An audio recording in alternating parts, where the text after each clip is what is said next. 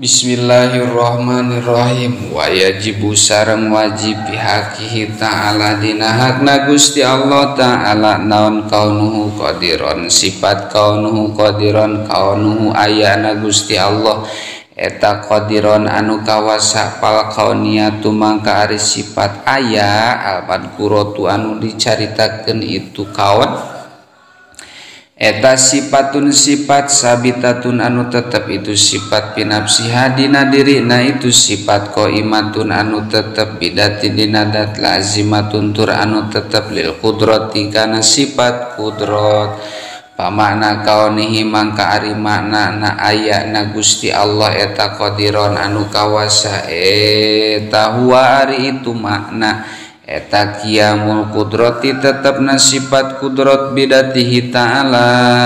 dina datna Gusti Allah ta'ala walaisa sareng teu aya eta hunaka dina itu da bidatihi ta'ala naon sifatun sifat ukhra anu sejen itu sifat zaidatun anu ngaleuwihan itu sifat ala qiyamil qudrati kana tetepna sifat qudrat bidati dina dat sabitatun anu tetep bi khorijidihni dina luareun hate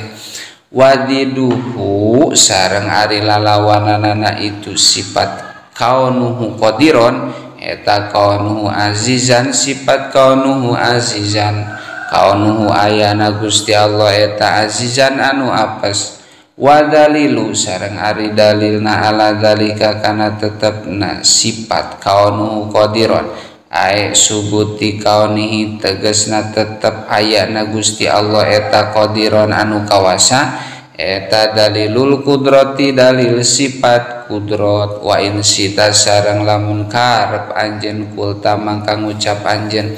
wa dalilu sareng ari dalilna ala wujubihi kana wajibna itu kaunuhu qadiron lahu ta'ala ka Gusti Allah ta'ala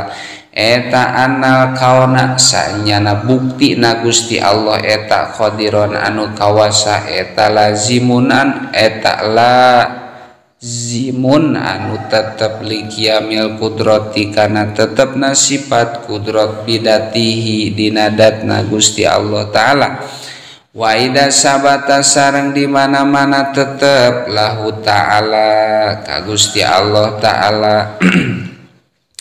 naon kaunuhu qadiron sifat kaunuhu qadiron istahala mangka mustahil alaihi ka Gusti Allah ta'ala naon kaunuhu azizan sifat kaunuhu azizan wa yajibu bihaqihi ta'ala wallahu alam bissawab.